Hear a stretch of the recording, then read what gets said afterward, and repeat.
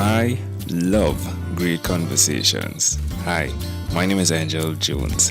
Thank you for joining me on 12-Minute Convos, where I help you create a brand of your own unique real self.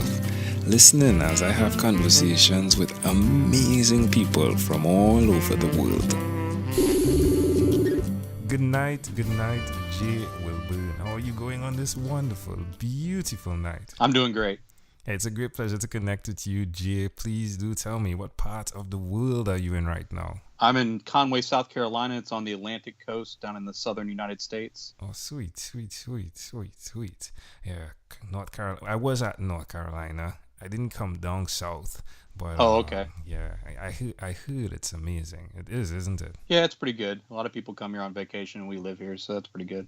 Wonderful. Well, Jay, please do tell me, which of your talents is responsible for us meeting? My writing. I write horror stories, novels, and short stories. Oh, so who did you learn this skill from? My dad liked to read them, and then my teachers always kind of encouraged me, and then it was just kind of something that was in me, I think.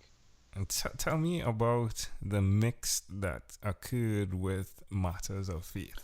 Okay. I was going on to a kidney transplant, and I was writing about what I was going through, and the podcast network encouraged me to do a podcast with it. So I just kind of brought people on and started talking to them about their stories. It's fascinating what you're doing there. I like the voice you speak in as well. It's a very confident voice though. So it's not something like the voice I'm hearing right now though. Like you're in flow when you're on the mic, aren't you? I guess so. I don't know. So, all right, you're writing horror stories and you come up in a situation where you're doing a transplant. Before the transplant, what was the scenario that occurred with your kidneys? I had polycystic kidney disease, so that's it's genetic. So my grandmother, my father, my brother all died from it. Wow. And then I got on a transplant list, and one of my friends stepped up as a living donor. So I was in kidney failure, and then he kind of stepped up and gave me a kidney. And so, I know what it's like to feel healthy now. Wow. Well, that's amazing. So, all right, let's unpack what you do in your horror stories. Tell me about your books, please. I write a series about zombies called Dead Song, and it kind of crisscrosses the United States and kind of plays with our own history and music and stuff like that. And then in the short stories, I kind of explore about a little bit of everything. So I kind of try to go a bunch of different directions, figure out what hasn't been written yet, that kind of thing. Interesting. Sounds like fun. So, big question. Like, I had this guy Armand on, right? Do you know Armand? Yeah. Yeah, you know Armand. Yeah, we're good friends. Everyone knows Armand that says horror. Anybody that says horror story, and I said, do you know Armand? Is like, I know a king of horror now, right? So, big question. I keep asking, because when I asked him if he looked at horror movies, he said, no. How could you be an author that writes horror and doesn't look at horror movies? He said, no, there are many authors. Are you one of those as well? No, I like to watch horror movies. I usually try to find stuff that's not mainstream, not necessarily the scariest stuff, but more independent films. And I kind of do the same thing with the writing too. I will read like Stephen King and stuff like that, but then I try to find sort of the independent authors that are doing something different. So I'm always kind of looking for that new thing out on the edge a little bit. Sweet. Well, Armand, if you're listening to this, I do not know if I can believe you anymore, right? No, he doesn't watch horror films. He watches a lot of like romantic comedies and stuff. So that's absolutely the truth. Call out. So it's 1 out of 3 thus far, though, right? So hopefully at some point in time, someone definitely says yes to the answer. But tell me, Jay, one other thing you've done consistently over the last 3 years. I try to write a little bit every day. I also try to read every day, but I'm not really successful with that. So I do both, but I try to write a little bit every day, even if it's just a few words. How does it make you feel? I like it. It feels like it's what I'm meant to do. So I put the energy into it, and I feel like I get energy back. Yeah. Funny how that works, right? In giving, you receive. Why would you suggest someone do that? Put the consistency behind their skill. Well, it builds something. It's like muscle memory, only for your brain. So you kind of get the poisons out. So you're always going to write things that are bad, but you can also write some really good stuff too if you keep practicing at it. Yeah, love it. Well, Jay, you are amazing. I'm sure of it. Right.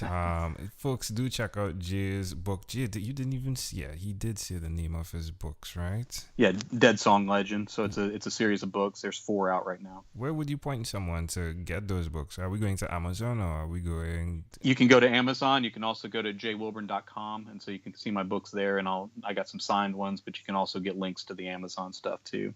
Wonderful, wonderful.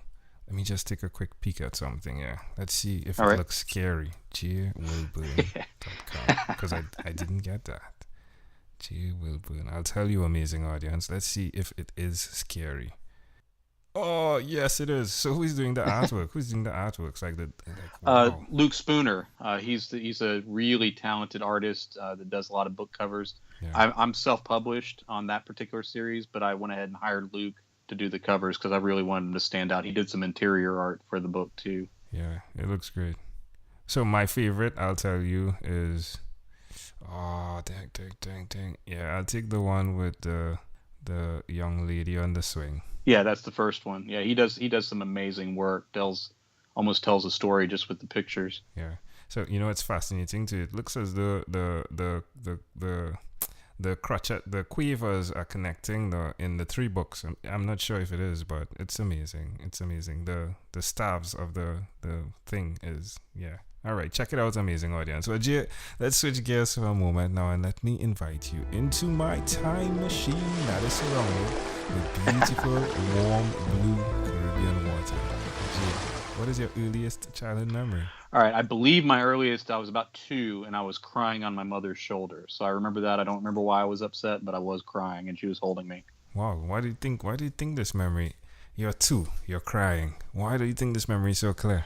The part that sticks with me is that she tricked me into not crying. Like, she pointed to the shape of the tears on her shirt, and I stopped crying, and I was fascinated by just the design and the abstract and all that. So that's actually the part of the memory that really sticks out to me, is her kind of pointing that out and kind of tricking me into stopping crying. Interesting. Well, can I offer an interpretation to the thought picture you created in my mind? Okay, go ahead. Yeah, it's like, Jay is like, what could he get from that? I like the idea of mind games. Right. Where you're taking something that looks or probably is exactly what another person should think, but just because you're sending their thoughts of direction somewhere else, you can then play with it in another direction. It's like horror, right? Yeah. Take emotions in 2 different directions. Absolutely. Yeah, love it. If we fast forward to when you were 12, what was your favorite song? Oh Lord, I might have to say "Take on Me" by Aha. Yeah, it's fascinating how these things always connect. It's like you're there, you're on her arms. It's like "Take on Me." It's just. Oh yeah, I didn't even think about that. Yeah.